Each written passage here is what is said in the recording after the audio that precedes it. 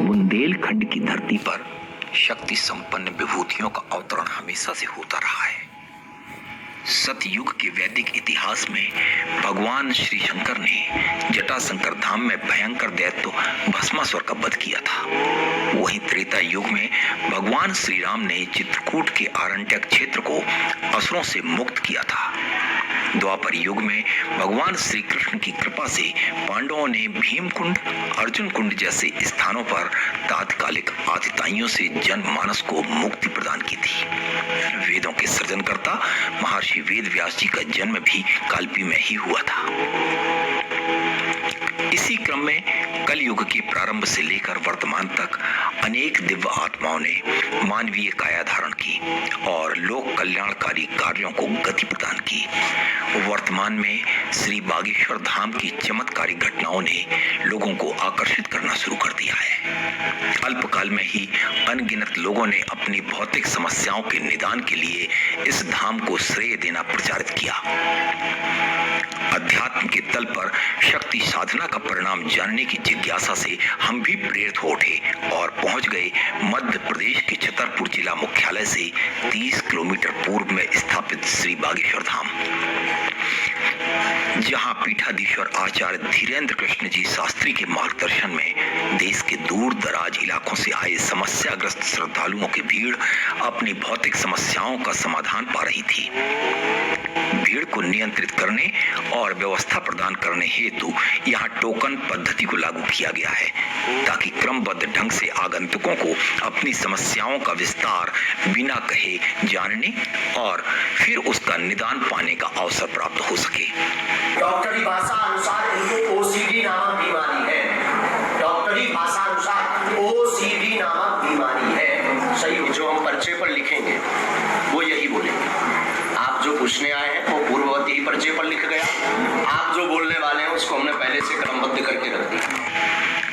इस तरह की आश्चर्यचकित कर देने वाली स्थिति से हम भी रोमांचित हो उठे। आध्यात्मिक शक्तियों का प्रत्यक्षीकरण, उसके अंतःकरण में विराजमान पद्धति और फिर गूढ़ रहस्यों को जानने की जिज्ञासा ने आंदोलन करना शुरू कर दिया। जहां चाहे वहां राह का सिद्धांत लागू हुआ। सिद्ध पीठ के पीठाधीश्वर जी ने सहज भाव से अध्यात्म के रहस्यों को उजागर करना शुरू कर दिया। बुंदेलखंड में जहाँ देखते हैं तो उस परंपरा में कहीं ना कहीं आप अपने आप को पाते हैं क्या? वर्तमान समय में हम अपने गुरु कृपा से परंपरा को निभाने का प्रयास करते हैं। ये बागेश्वर धाम बुंदेलखंड में ही स्थान है, अति प्राचीन स्थान है, संदेलकालीन स्थान है। हमारे पूज्य बब्बा जी भी यहाँ रहते थे और बब्बा जी के पूर्व में एक और संत हुए 110 साल पहले, संत श्री श्री 108 श्री गोले महाराज गर्ग जी, वो भी यहाँ विराजमान रहते थे। तो उनकी परंपरा को जो हमने सुना है अपने बब्बा जी के श्रीमुख से, गुरु मुख के श्रीमुख से, उन परंपराओं को निभाने का प्रयास कर रहे हैं। विद्यार्थी में जीवन है, वो आजीवन में विद्यार्थी है। अलग यहाँ की जो तरंग और शक्ति का मूल विषय है वह है योग, अपने आप का मंथन करना। इसे ध्यान विधि कहते हैं। ध्यान विधि के अंतर्गत आता है और ध्यान विधि के साथ साथ यहाँ की तरंगों को, ऊर्जा को तीव्र करने के लिए, संरचित करने के लिए राम नाम के मंत्र की महिमा है, जो कलयुग में विधान आया है। कलौ केशव कीर्तनात्, रामचरितमानस अनुसार कलयुग केवल हरिगुण गाहा, गावहि नर पावहि भवथाहा। कलयुग केवल नाम आधारा, सुमरि सुमरि नर उतरहि पारा। तो मूलतया ध्यान विधि से हम अपने आप को जानने का प्रयास, या जो भी गुरु कृपा से हमें साधना प्राप्त हुई है उसको निरंतर बढ़ाते हुए और राम नाम की महिमा का, राम नाम की महिमा, राम नाम के संकीर्तन का जाप करके लोगों को जोड़ रहे हैं। हमारे मन को, हमको, ये जौन हम हैं इसको खत्म करना ही है। मैं तुम मैं, इस प्रकार की उपस्थिति तक पहुंचने के लिए, लेवल तक पहुंचने के लिए निरंतर योग कर रहा है। बस इतना ही होने चाहिए। उस संदोहन के मध्य की ऊर्जा को आप कहाँ रोक पाते हैं? बस वो स्थान बता दीजिए, शरीर के किस अंग में रोक पाते हैं? आपकी शब्द शैली और जो आपका प्रश्न है बड़ा गंभीर और बहुत अद्भुत। हम बड़े प्रसन्नचित्त हुए। जो तरंग राम नाम के जब से, या जिस माध्यम से हम लोगों को उनकी परेशानियों का समाधान बताने का प्रयास करते हैं, बताते हैं, या लोगों के अनुसार चमत्कार दिखाते हैं, उसके पीछे बीज मूलतया हमारा मन है। हम यहाँ तक, अपने हृदयंगम तक हमारी हृदय से जो भावनाएं होकर के यहाँ पर ब्रेन में प्रवेश करती हैं, उसी के द्वारा कलमबद्ध कर देते हैं, उसे ही तरंग की ऊर्जा का स्थान मान लीजिए। क्या परकाया प्रवेश के माध्यम से?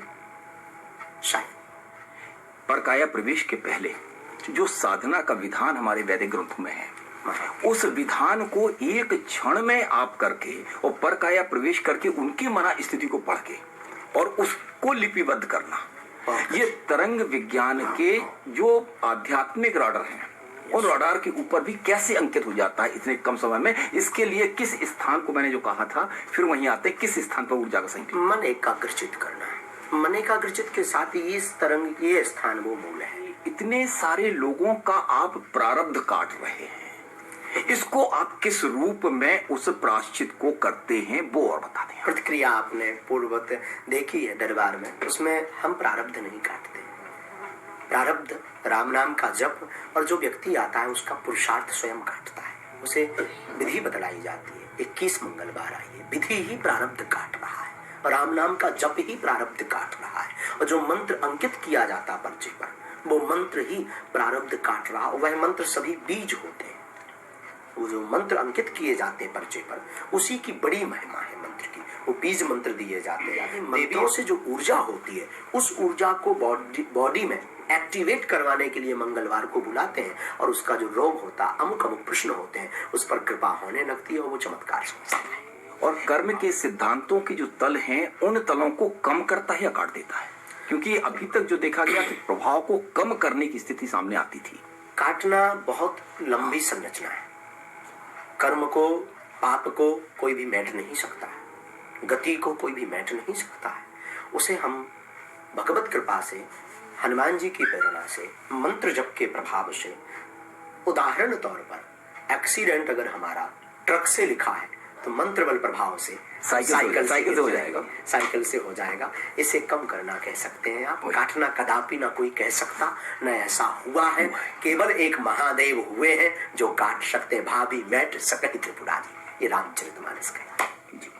और इन तीनों से हट करके आप श्रीमद् भागवत का वाचन करते हैं। तो त्रेता और द्वापर को मिलाने का ये क्रम क्या है, ये समझ। बड़ी सुंदर आपकी जो है बड़ी बात। देखिए, मूलतया हम जिस परिवार में हमारा जन्म भया है, तो हम कर्मकांडीय ब्राह्मण हैं। हमारे वंशानुअंतर्गत कर्मकांड चल रहा है। तो पुरानी परंपरा चल रही है। बब्बा जी भी कर्मकांड, पिताजी भी कर्मकांड, चाचा जी भी कर्मकांड, भैया आदि भी कर्मकांड करते थे। कर्मकांड में भागवत कथा, राम कथा का वाचन, पुरोहित्य कर्म करना आदि आदि हमारे धर्म में है और हमारे पंचानुगत ये परंपरा चल रही है। उस परंपरा को हमें जो है विरासत में प्राप्त हुई है। अब वो परंपरा को निभाने के लिए, जीवंत रखने के लिए हम भागवत कथा करते हैं। और उसी बीच में जो गुरु हैं हमारे, साधना गुरु, साधक गुरु, या इस स्थान के जिनको आप दर्शन कर पा रहे हैं, हमारे बगल में विराजमान है, हमारे उनका आशीर्वाद अभय वरदान बना रहता है। तो इन गुरु की करुण कृपा से हम साधना मार्ग में आए हैं।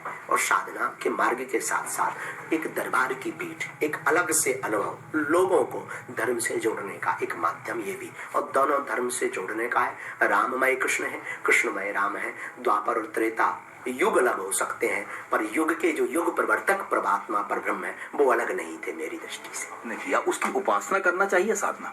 क्या बात है, बहुत सुंदर। उसकी उपासना नहीं, अब तो साधना करनी चाहिए। उपासना का अर्थ है उपमाने समीप रहना, आसन लगा करके समीप रहना ही उपासना है। और साधना का अर्थ है अपने आप को साध करके लोगों को साधने के लिए जागरूक करना, ये साधना है।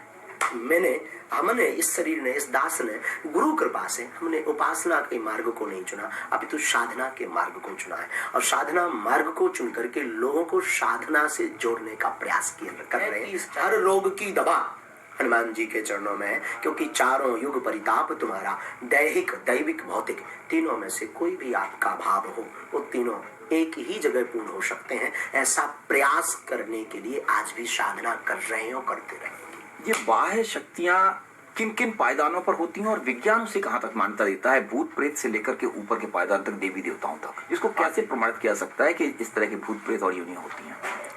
तंत्र में भूत होते हैं, प्रेत होते हैं, जिन्न होते हैं, सिद्ध होते हैं, फिर देव होते हैं। मानव के बाद, मानव में 5 तत्व, प्रेत में 3 तत्व, देव में सप्त तत्व एवं आदिदेव, महादेव या परब्रह्म, इनों में 25 तत्व के ऊपर का लेवल होता है। ऐसे ही वैदिक परंपराओं के अंतर्गत हमने महापुरुषों के श्रीमुख से सुना। नकारात्मक ऊर्जा का एक बढ़िया रीजन हम आपको आज कैमरे पर बता रहे हैं, अभी तक गुप्त रखा, परंतु आज हम आपको बता रहे हैं आपकी भाव शैली के अनुसार और दर्शकों के लिए। नकारात्मक ऊर्जा को सबसे बढ़िया परखने का कि हमारे अगल बगल कोई नेगेटिव ऊर्जा है तो वो है तापमान से अत्यधिक की हवा का बॉडी में स्पर्श होना।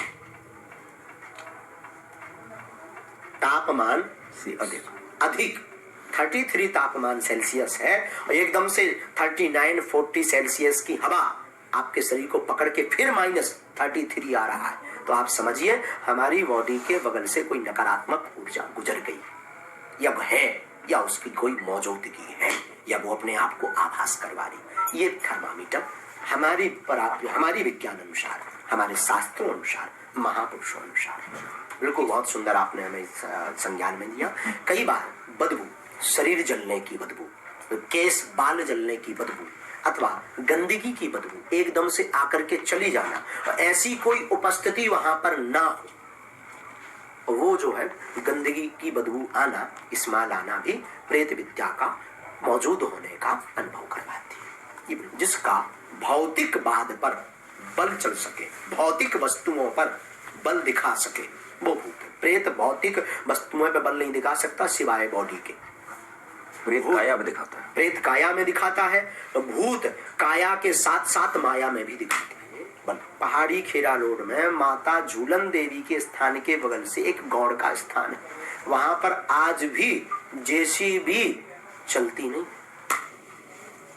खदान चलती हैं, हीरा खदान लगाई जाती हैं, परंतु वहां जाने के बाद जेसीबी बंद हो जाती। हमारे पास उसका रिसर्चिंग का लोगों ने और जो वहां की शासन प्रशासन के अधिकारी वो जुड़े, वहां पर कुछ काम हीरा के लिए वो काम करना चाहते थे, उन्होंने शब्द विद्या है, वो मशीन को जाकर के बंद कर देती, खराब कर देती, ये उसके लक्षण, खराब कर देती, चल नहीं पाती।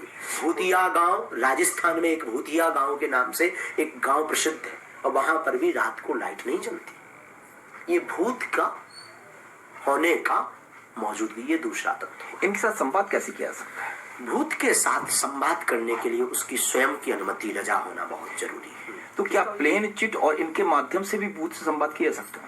ये एक आध जगह, सब जगह ये नहीं है, सब जगहों पर केवल वैदिक बैठने का सौभाग्य मिला मुझे। परंपरा से अगर बात की, सारे धर्मों में सब सर्वोच्च एक प्रकाश तत्व माना गया, एक प्रकाश, एक लाइट, एक नूर, एक वो। क्या आप भी इसको मानते हैं या केवल मूर्ति तक ही सीमित रह जाते हैं? लाइट के बिना, प्रकाश के बिना कुछ भी नहीं।